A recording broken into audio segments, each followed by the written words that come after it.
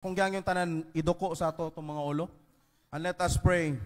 Father God, Lord, we are so blessed for this morning nga ikaw, O Diyos, nakikauban ka na mo. Lord, I pray that this message will not pass away, kundi, Lord, mabutang kini, matisok sa matag usa ka kasing-kasing, una-una, sa aniya karon, bisan pa sa mong kaigsuunan, O Diyos. Lord, nga i-open ang ilang kasing-kasing ug una-una. I pray, Lord, that you will give us wisdom and understanding. And I also pray, Lord, ako, bisan pa, O Diyos, Lord, na imong magpupulong. I am only your mouthpiece. Lord, it is your word. It's not mine. Lord, busa ang credit, imuha, O Diyos. Lord, dili ako kundi imuha lang, O Diyos. Salamat, Lord. Panalangini, kutob sa maminawa ni mapulong, O Diyos, pulong agikan da kanimo, God. And I rebuke, cast out, bisan pa mga disturbances. Lord, I pray the focus, and I pray nga kaning nga pulong, O Diyos. Lord, walay makadistract even our enemies, O God. All the glory and honor, praises belongs to you in the name of our Lord Jesus Christ. Amen, O Amen.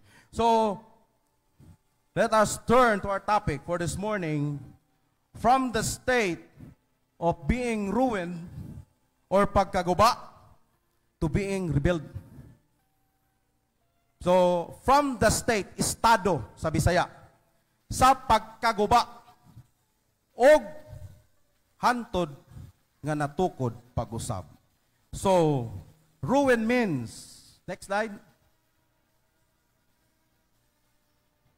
So, ang pasabot ani nga ruin or pagkaguba, it means to spoil, to destroy something completely. Guba, nga ground zero, wala jud kay makita. Kasi gamay na lang nga poste. So, that time, this ruin means, wa jud completely nga naguba. Wa jud kay makita, masig gamay nga halublak nga nagtindog, poste, bakal. It means something completely nga down or ground zero nga naguba. And then let us turn to one of the kanang pinaka-crucial nga panahon sa Huda or sa Judah. Let's turn our Bible or let's turn to this topic. The sin of Zedekiah and Judah, the Lord's anger cannot be restrained. So, let's turn to history once again, mga igsoon. Ang history man good, kanang mura sa pagkaon nga hinay-hinay ni mong usap. Hinay-hinay ang sama sa pagkaon, lami kaysa kaunon. It is a history which means and it tackles about Judah and its king itself. So, next slide. Let's turn our Bible in 2 Chronicles chapter 36 verses 12 to 16.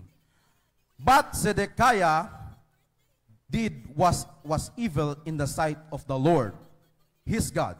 And he continued, and he refused to humble himself when the prophet Jeremiah spoke to him directly from the Lord. In verse 13, he also rebelled against King Nebuchadnezzar, even though he had taken an oath of loyalty in God's name.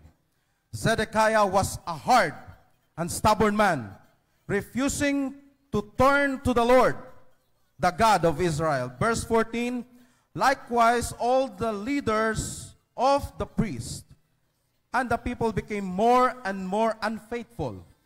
They followed all the pagan practices of the surrounding nations, desecrating the temple of the Lord that had been consecrated in Jerusalem. Verse 15, the Lord, the God of their ancestors, repeatedly sent his prophets to warn them, for he had compassion on his people and his temple. In verse 16, but the people mocked these messengers of God and despised their words. They scoffed at the prophets until the Lord's anger could no longer be restrained and nothing could be done. So this scenario, morning scenario ni King Zedekiah, sa wala pa nasayod, sa uban, King Zedekiah is the 21st or the pinakalas nga hari sa Huda. Og dili pagyud ni siya anointed or gitawag angkol pagyud ni Joaquin, which is siya ang hari gyud si Joaquin. Pero napriso og gi-install ni si Zedekiah nga mahimong hari, just like sa panahon sa mga Hapones in the Philippines. President Jose P. Laurel, kung wala ko nasayop, as I search, siya ang puppet nga president, gibutang sa panahon sa mga Hapones. Same kang Zedekiah, gibutang siya ni King Nebuchadnezzar nga mahimong hari, kay wala may hari that time, kay gipriso ang iyang pagumangkon. So, ang naitabuan ni, siya ang nipuli sa iyang pagumangkon. Og mo na ni ang naitabo. Muni ang dakong sala. Dili lang si King Zedekiah, kundi ang tibuok Huda nagpakasala atubangan sa Dios. Unang-una, naghimo siya dili maayo atubangan sa Dios. In verse 12, kung basahon nato, no, he did was evil in the sight of the Lord his God. He refused to humble. Unang-una, wala siya humble. Kadua is walay humbleness. Kasing-kasing o gunahon na sa diha nga mismo ang propeta nga si Jeremiah or si prophet Jeremiah ni adto na saya. Wala siya humbleness. Wala siya nagpaubos nga hari gud siya. Muna ang iyahang mindset that time, naghimo pa siya og dili maayos tubangan sa Dios.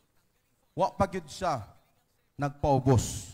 Sa diha nga adunay propeta nga miduol sa iya, direct from the Lord. Ug ni-rebuildi na pud siya. Tiyaw mo na, gi-install siya ni King Nebuchadnezzar. Later on, ni-rebuildi siya. Muna ang iyang mga sala.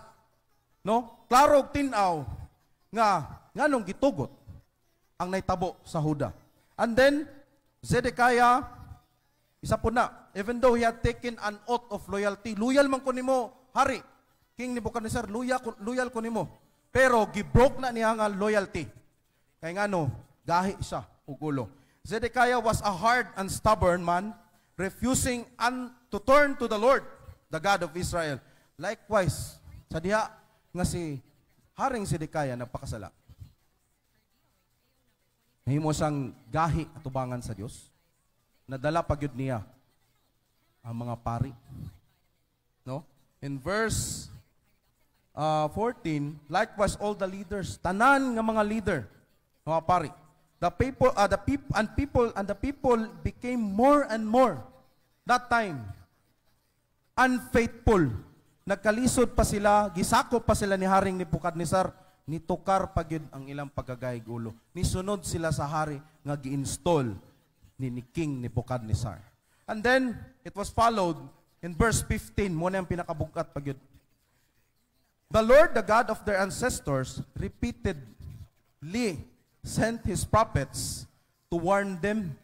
Gibalik-balikan sila og pahimangno. Isa nagpahimangno, alagad sa Dios, propeta. Pero sa ilang gibuhat, butang din for he had compassion, adunay kaluoy ang Dios sa iyang katawan and his temple, but the people mocked. Verse 16. Let's proceed to verse 16. But the people mocked their messengers. Kaluko kay sila sa mga mensahero sa Dios. O gidespise ang ilahang mga pulong. They scoffed at the prophets until the Lord's anger could no longer be restrained and nothing could be done. So after siya nga napakasala, nisunod na po ang iyang mga leaders, mga pari, o ang katawan sa Huda. It is a sad story. Nga sa diha, nga nangulo si King Zedekiah, nisunod po usab ang nasa ubos.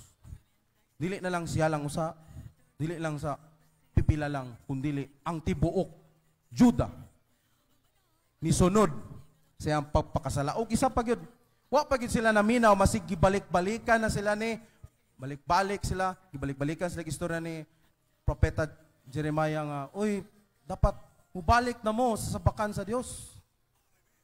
Repent. Ay, pasaylo. Kung silang gibuhat, ilaha lang gimak. Despise. Gitiaw-tiawan lang nila ang Dios.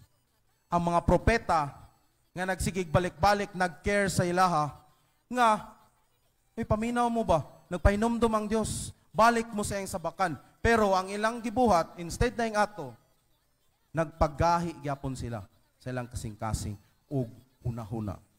And there's the next slide. Scoff means disrespect. Wa gyud sila respeto sa alagad sa Ginoo. Og mo na ni, after ani is restrain means stop or to control. After mga ibalik please sa verse 16. Ato ning basahon, no? But the people mocked these messengers of God and despised their words. They scoffed at the prophets until the Lord's anger. Ano ni? Ang kasuko sa Dios could no longer be restrained. Dili na mapugngan o wala naging mahimo. Pa. Ay ano, og sa kandila manggod, let me give you an example. Ang kandila maupos man jud. Ang pisi nagit tumoy. So naabot ang tumoy sa taas sa pasensya sa Ginoo, gipaabot pa gyud nila didto. Tiaw mo na ana sila kagahig ulo. Nga kapila na gid gibalik-balikan, grabe na ang compassion sa Dios sa iyang katawhan, pero gidisregard na lang nila. Take note. Sama na ito makuha ni. There are some people, usahay, sa ilang una-una kasing-kasing, kaya nila mag-rebuilde. Kaya nila maghimong stubborn at tubangan sa Diyos.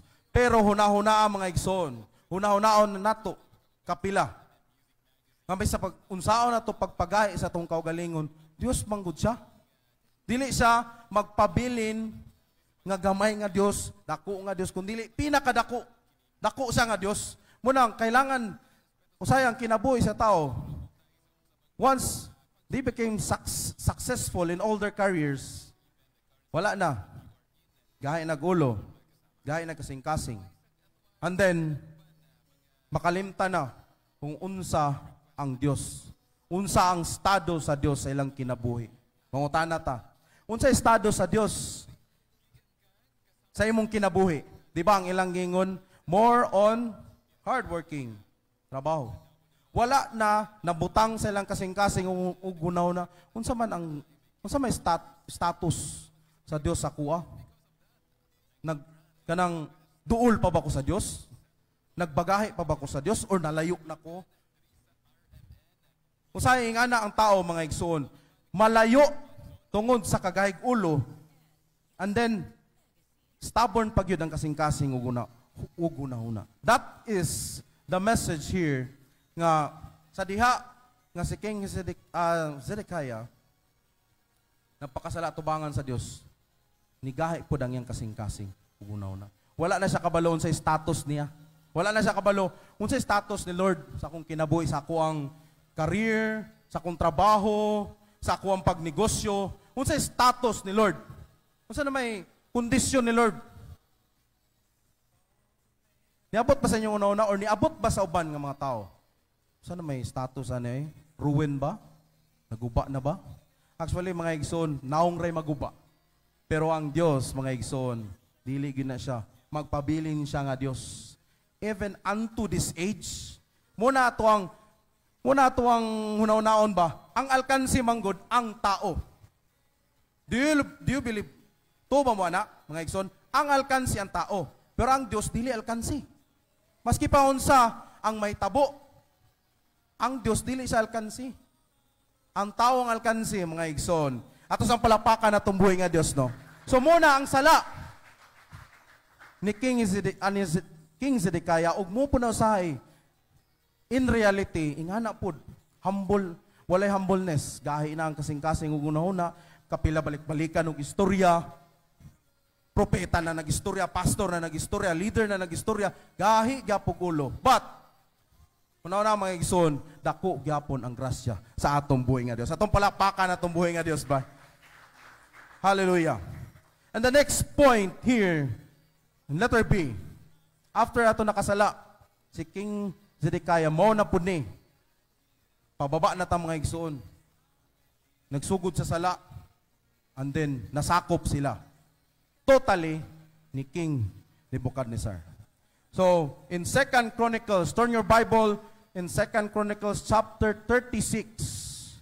verses 19 and 21. Then his army burned the temple of God, torn down the walls of Jerusalem, burned all the palaces, and completely destroyed everything of value. In verse 21, so the message of the Lord spoken through Jeremiah. That was the time of prophet Jeremiah. Jeremiah was fulfilled. The land finally enjoyed its Sabbath rest, lying desolate until the 70 years were fulfilled, just as the prophet had said. The sin of Zedekiah, nababa, and then the whole Judah sin, nakasala atubangan sa Dios, ugmo na ni, gisakop na gyud totally ni King Nebuchadnezzar, ang tibuok Judah. What is the history or background ni King Nebuchadnezzar? Si King Nebuchadnezzar is the king of Babylonian Empire. Pinakadako nga kanang kung sa kwa, I would imagine it's the US this time. Dako kaysa og when it comes sa kumbaga sa armaments, everything, expertise sa battle, kumpleto si King Nebuchadnezzar. He is the king nga gera, focus kaysa sa gera, sakop sa tanang mga kayutaan. Og mao na ni gitugyan sila sa Dios kang King Nebuchadnezzar. Totally, the whole Judah or even Jerusalem itself burned down. Gisunog ni King Nebuchadnezzar. Kaya nga no, tungod man to sa sala ni King Zedekiah, gitugot sa Dios. So, the temple was turned down, gisunog, o gikuha pa yun ang tanang adunay balyo. Balyo, that time, pinaka-balyo yun nila is katong mga gamit sa templo. Gihurot gitog sirip ni King Nebuchadnezzar. Wa gyud nabilin. And then, mao na ni ang mensahe sa Dios nga gibungat ni propeta Jeremiah. Actually, ang Diyos naghatag na mag-warning in advance. Pero ang katawan sa Judah, Jerusalem, even the king himself, gi-ignore nila ang warning sa Diyos. Unsa kamayo ang Diyos, advance ang iyang warning. Naguna na ang iyang warning, but they ignored, wala na bali-baliha ang warning sa Diyos. Muna usahay, ma-apply ni sa kinabuhi sa tao ba? Let me give you an example. When you are driving, siyempre most of us nag-drive. Ang atong sakyanan motor, nag-warning na, nga hapit na siya ma-empty ang iyang gasolina. Take note, mupadayon pa ba ka og drive nga wala na may gasolina, gamay na lang man, and it happens to me every time. Katawanan kay mga igsoon, ato sang palakpakan na tumbuhin nga Dios, no? Nag-warning na, ana pa kong boss, ana to kong boss, ana pa siya sa ko, boss, wala naman na gasolina. Wala, kaya pa na. Kaya, dool pa mga gasolinahan. Ana ko ang thinking ba? Ay, makadrive pa ko. Kaya pa. Sus, gamay na lamang yun. Hana yun, gawas na yun sa itong term na mo na sa mga mekaniko, na may mekaniko na to, no? Si Chief Andrew, no? Nigawas na ang morning, wala na yun. Nigawas na yun ang refill na kakul. Kaya wala na kay gasolina. No? Kasi gina-ignore na to. Hello, hi, mga drivers. No? Gina-ignore na to nga. Nag-warning naman atong sakyanan, atong motor. Nakarelate ba mo, mga igsoon? Ingana ta ba? Advance kayong warning sa Diyos, pero sa gina-ignore na to. Ingana ubang tao. I believe in PCC, wala na. Ato sa palakpakan na tumbuhin nga Diyos, be. Come on. Wala na diri. Sa mo lang mga driver. Kami mga driver, say, ang among instinct, kaya palagi na. Kaya pa na, mga pila kilometro. Kaya pa ni. Katubi taong nagbiyahe may samal. Istorya sa Takadaliya. No, para medyo ma-alive. Nako, nagtubil ko Davao pa. 500 ako, kaya lagi ni. Niagi bitaw may og kanang abi na mag shortcut, nakatawa pa gid mi. Muna shortcut nga lubak-lubak naman. Usahaw naman ni naganana. Sus ang akong asawa. Hala dili naman ni mao. Anak ko ayo dili pwede oy. Straight lang ta kay mo may gitudlo ni Anak ko, sige, padayon lang ta. Sus, paguli na mo, anak ko. Lord, kaning gasolina, expand na. Kaya nga no, wala na, pa-empty na po. Yes, to be frank, to be honest, namagyod akong kumpadre. Ay, kumpare. No? Siya na mismo, ay, magtubil sa ta, kay Murag. Oh, dili ko kampante mga igsoon. Ing ana usahay, no? Ma-apply na to ni sa tong kinabuhi sa gina-ignore na to ang warning ba, no? Mag-warning ang Dios. Same sa atong senaryo karon. Mag-warning ang Dios nga oy, or mag-warning ang imong sakyanan. Boss, magpatubil na ta kay hapit na ta ma-empty. Pero usahay mo na lang ta, ay, kaya pa na oy. Driver gud ta. Ang instinct nato usahay mali. And it could lead to destruction.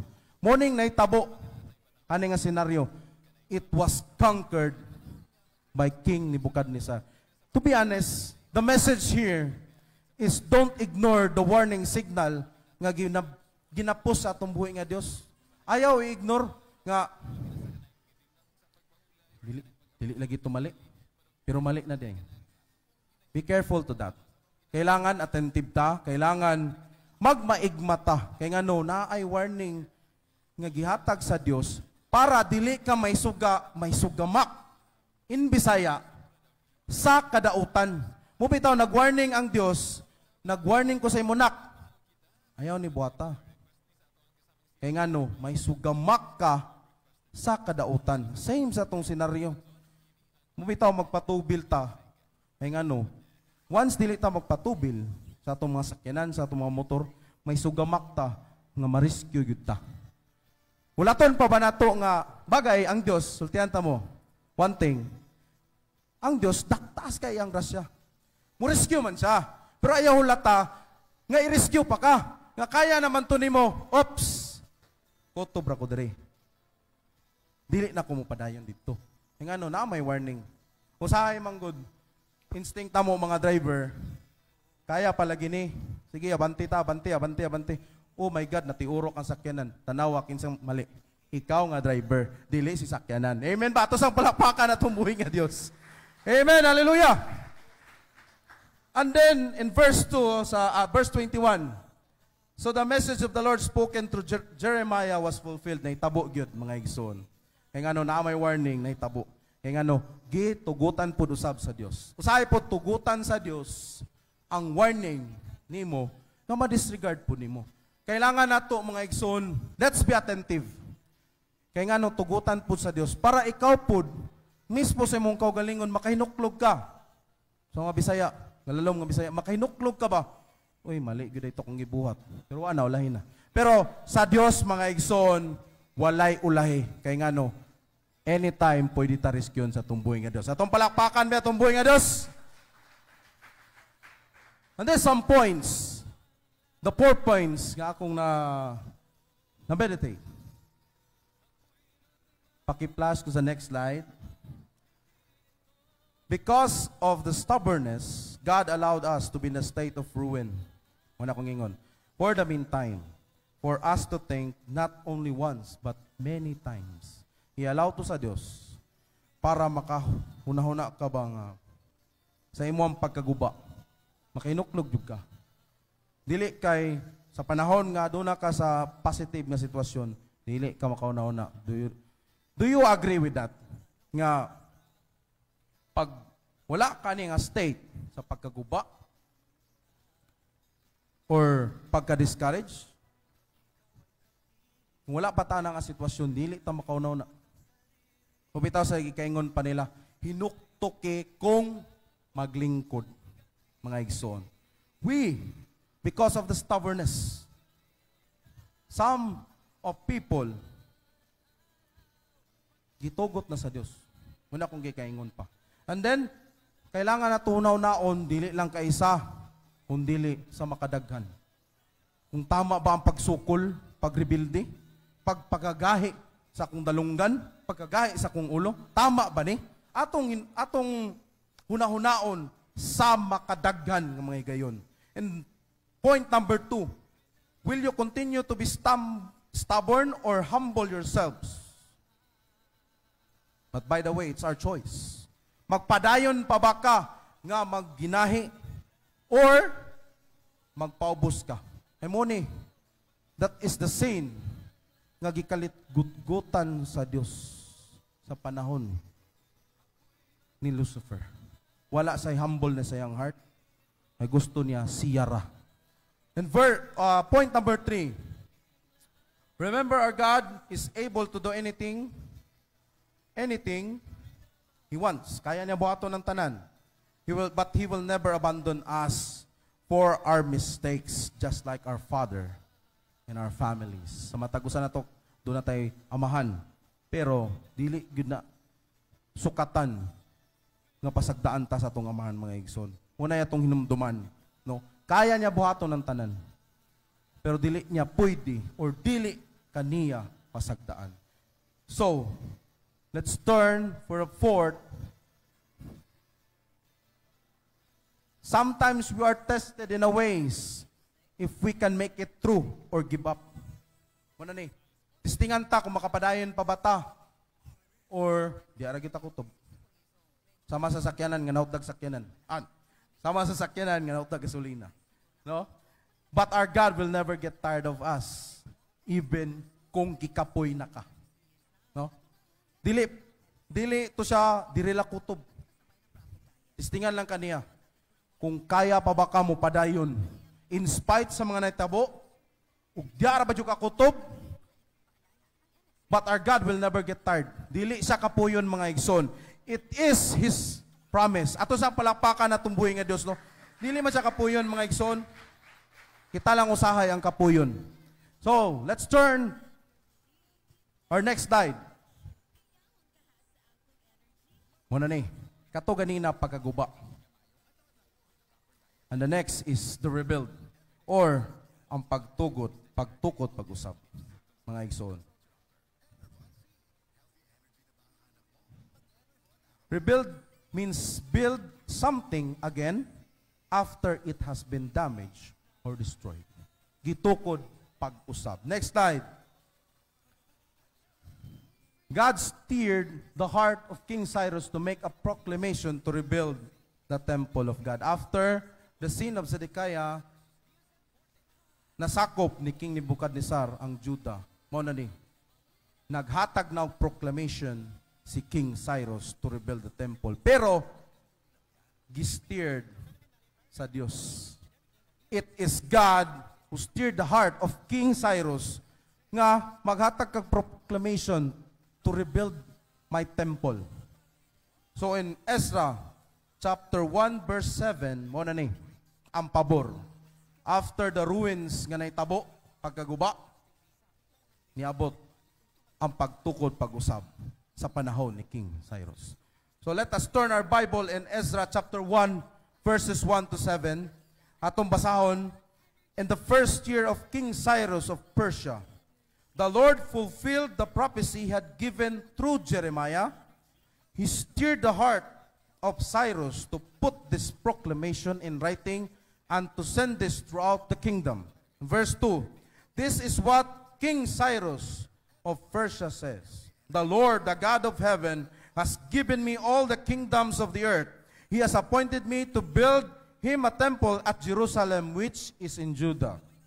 Verse 3, any of you who are his people, may you go to Jerusalem in Judah to rebuild this temple of the Lord, the God of Israel, who lives in Jerusalem, and may your God be with you. For wherever this Jewish remnant is found, let their neighbors contribute their expenses by giving them silver and gold, supplies for the journey and livestock, as well as a voluntary offering for the Lord of God in Jerusalem. Verse 5, then God steered the hearts of the priests and Levites and the leaders of the tribes of Judah and Benjamin to go to Jerusalem to rebuild the temple of the Lord.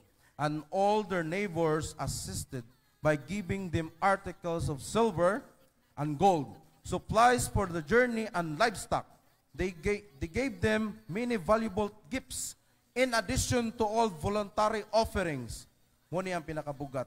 Verse 7, King Cyrus himself brought out the articles that King Nebuchadnezzar had taken from the Lord's temple in Jerusalem and had placed in the temple of his own gods. Dalago ng Diyos, no? So that scenario, sa diya nga gisteered sa Diyos, nga singkasing ni King Cyrus, naghatag siya proclamation. Nga, i-rebuild ang temple of the Lord in Jerusalem, o gitagaan niya pagtugot nga makauli na ang mga remnants or katong mga captives or piniriso ni King Nebuchadnezzar nga nabilin. Kaya actually gihurot tatanan. Actually nahurot yun. Pero napag yun nabilin nga taga Jerusalem. So gitugta na ni King Cyrus. Og usa ni ka milagro mga igsoon. Sa diha nga gitugtan ni King Cyrus nga makauli og makatukod pag-usab ang templo nga naguba gipakapinan pagyud. Ingana ang Dios mga igsoon, no? Gipanalangin na, no? So in verse 3, sorry. In verse 4 pala, balik na sa verse 4. Wherever this Jewish remnant is found, let these neighbors contribute iyang inyong mga silingan. Kamong mga kasilinganan aning mga Jewish remnant, contribute their expenses by giving them silver and gold. Sa diha nga nakabuhi sila, itagaan pa sila gasa. No, silver and gold, supplies for the journey. Grabe ang supplication that time in the book of Ezra. Sa diha nga na mauli ang mga Israelites. No?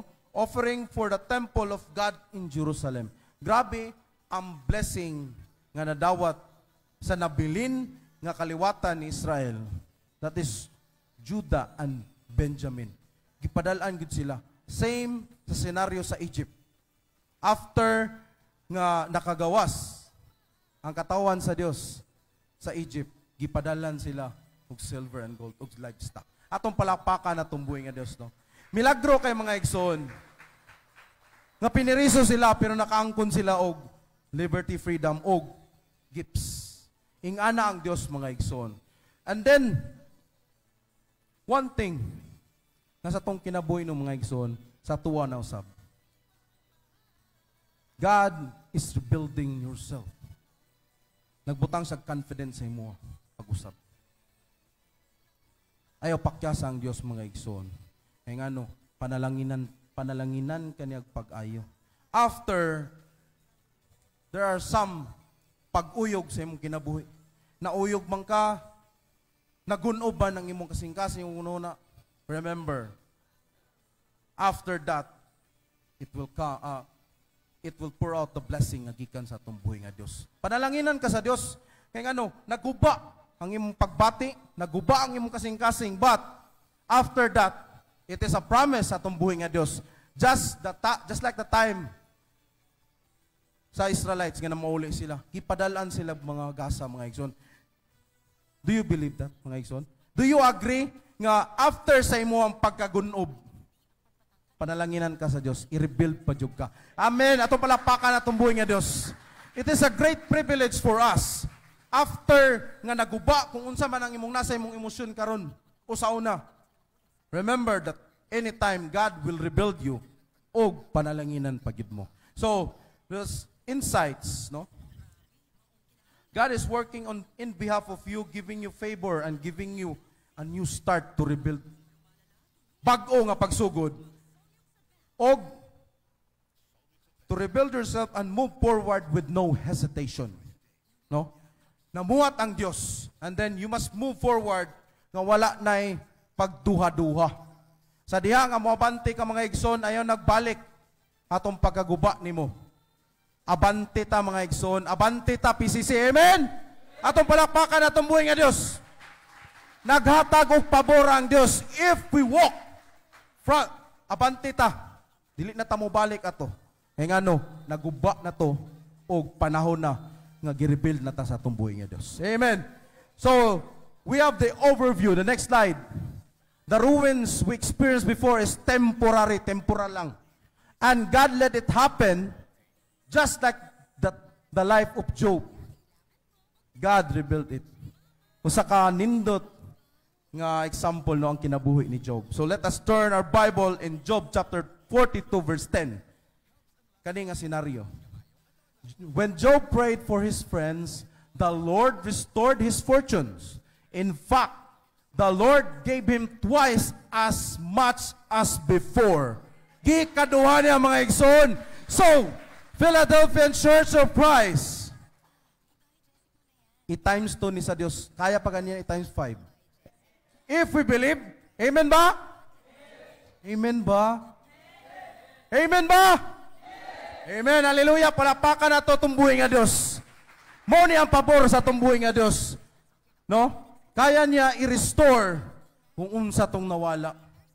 Kaya niya i-rebuild kung unsang naguba, mga igsoon. And then, kaya niya panalanginan kita, mga igsoon. And do you believe that the blessing has come for us? Nanuktok ng panalangin, mga igsoon. Abrihan na lang na to. Kaya nga no, God is working on us. Amen, hallelujah. Atong palakpakan na tumbuhin nga Diyos. And letter D. Apitata, kamay na lang.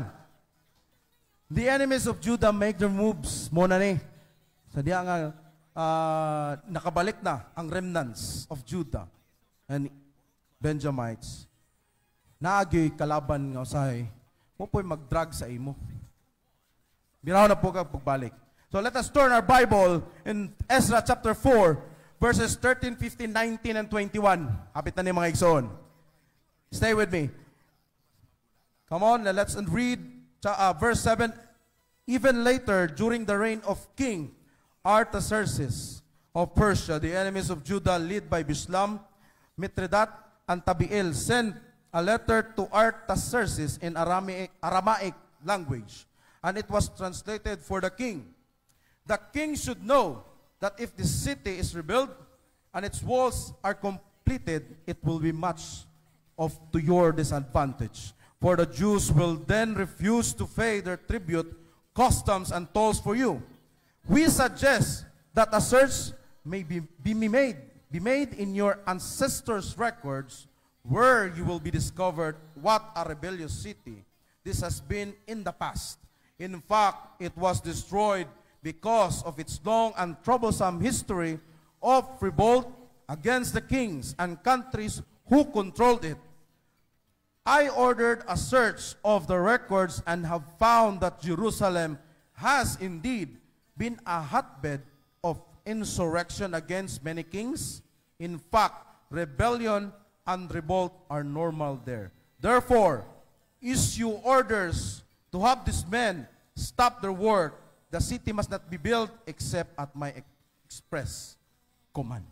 So, nag-move po ang kaaway sa Israel or sa Judah to stop this rebuilding of the temple. Og naghatag sila og sulat kang King Artaxerxes. Og giuyunan pod ani nga hari. But if you continue to study, mga igsoon, nagmilagro ang Dios sa panahon ni King Darius. Sa diya nga gi-search ang files, naadri ang proclamation ni King Cyrus. Kumbaga ang proclamation ni King Artaxerxes gi-disregard to, nagbuhat si King Darius. Nga ipadayon ni nga construction kay Mone ang gisaad ni King Darius. Mone ang proclamation niya gikan sa Dios. So naitabo mga igsoon nga napadayon ang pag-rebuild sa temple o sa Jerusalem. Amen ba itong palakpakan na tumbuhin nga Dios? So, the enemies will try to stop this construction. Kaya kabalo sila nga, oy, pag magsugod na po o establish ang Jerusalem, dagan kayo sila sumbong ani nga hari pa. Pero, to God be the glory. Wala, nahimo man tong stop for the meantime. Pero if you continue to read this chapter, napadayon ang construction. Muna nga, sa panahon ni King Darius, gi-bless pagyud ang Israel. Muna nga, na-rebuild, natukod pagbalik ang templo, o ang kaaway, napakaulawan pagyud. So, if you read this, masahon na to ni, no, mga igsoon, no? Ako na lang i-shortcut, no? Napakaulawan o gibustakan pagyud ni King Darius kani mga tao nga nagpasangil na ni mga, uy, ayaw mugduol. Ani makatawhan na. Gipastop sila sa pagduol sa katawan sa Israel. Kaya nga no, dili gusto ni King Darius nga ma-stop. Kaya nga no, Dios ni. O siya mismo siyang kaugalingon, iyang gi-claim or gi-declare niya nga ang Dios nga buhi, muna ang Dios sa Israel nga naghatag og pabor. Atong palakpakan atong buhi nga Dios. So be careful. Next slide. Because the enemy is always trying to make their move to stop you at all costs. So ang atong verse, dinhi makita sa 1 Peter 5:8. Stay alert. Magbantay ta mga igsoon, dili ta magkumpiyansa. Watch out for your great enemy, the devil. He prowls around you like a roaring lion, looking for someone to devour. Muning kailangan nato sa tong kaugalingon, no? Sa to'y butana sa tong kinabuhi. The enemy is always kanang kaya jud kay niya pugngan ikaw ako. But we thank the Lord. Nagitagaan ta og mind, tagaan ta niya og wisdom. Nga uy, dapat dili ta magpapugong ani. Kaya sa magud ma-entertain nato ang bakak sa yawa. Trying to stop you at all costs. Kaya man niya pugnan. Pero dapat kita pod mismo sa tong kaugalingon dili ta magpapugong. Let's be alert. Kaya nga no nagtuyok ra ang kaway og anytime kaya kaniya i-devour mga igsoon. And then let's turn to our conclusion mga igsoon. Amen. Hala, murag gigutom na sa amen ba? Amen. Ato sang palakpakan atong buhi nga Dios, no? From ruin to rebuild. Ay transition mga igsoon ba? Ingani kadako ang Dios mga igsoon nga kaya niya i-reinstate or re-establish ang butangan na gunob. Whatever areas in our life. Kabalo ko mga igsoon, we have some struggles sa atong kinabuhi. Natay struggle sa atong pamilya, struggle sa atong work, sa atong pangnegosyo. No? Even sa church. But kabalo mo dili man lilong, dili tago sa tanan. Nga niagi taog pagkagunob. Pero we are not totally ground zero. I will remind every one of us, atong painumduman atong kaugalingon ba, wala ta na ground zero mga igsoon. We are the remnants of Israel. Nga kay gipatubo pagbalik sa Dios, gitukod pagbalik. So what for can we ask for the Lord? Nga kabalo ka gi-rebuild na ta sa atong buhi nga Dios. All it takes for us mga igsoon nga mubarog ta mga igsoon. Amen ba? Amen. Og at tinod lang, I will give you a testimony bago ta mag-conclusion, no. Nalipay ko sa facial expression sa atong pastor, no, at atong head pastor. Dako kay ang kalipay, no. Kabalong mga igsoon, ang kusog sa usa ka leader ang iyang katawan.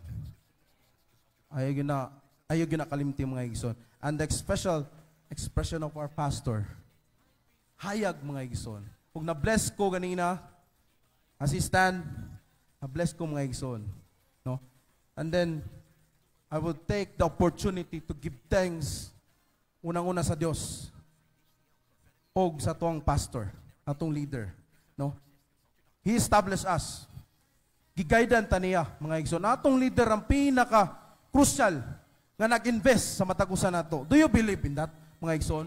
Ginbisan ta sa ato ang leader through prayer, intercession, og sa pagtudlo mga igsoon. Mulang sa tong kaugalingon, it's time to rebuild og mubarog ta mga igsoon. Amen.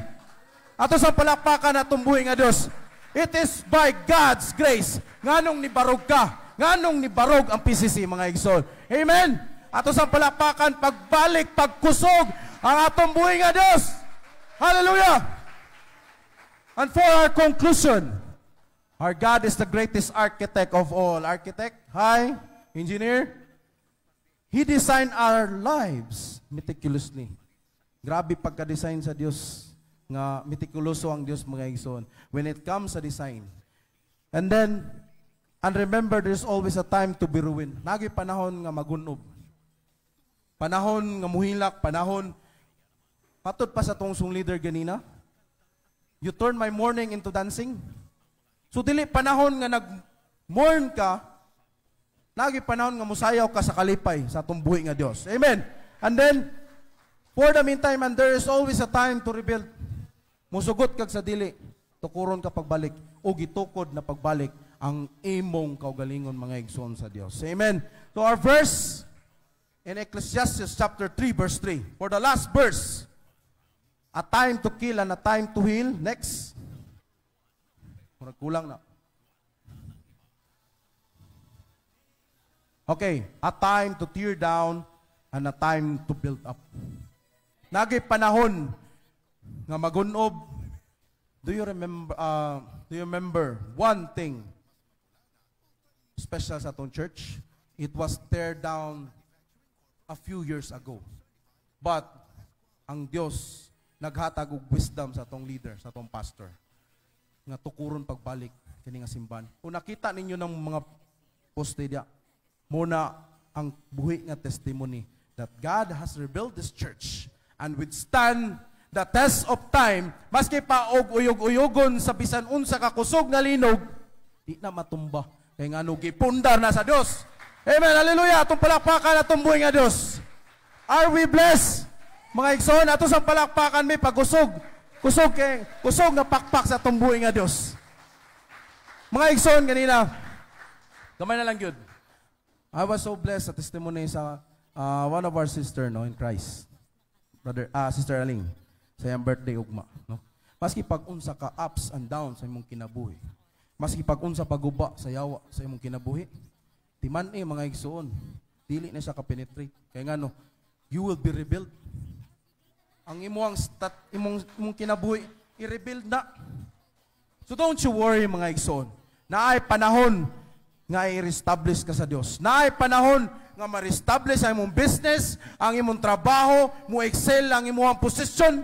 Ay ngano, naagi panahon na every time mga igsoon, una-una nga ang Dios, He can rebuild whatever it was ruined before. To God be all the glory. Atong palakpakan atong buhi nga Dios, pinakakusog alang sa atong buhi nga Dios. Hallelujah. Nalaygon ka Dios sa walay katapusan.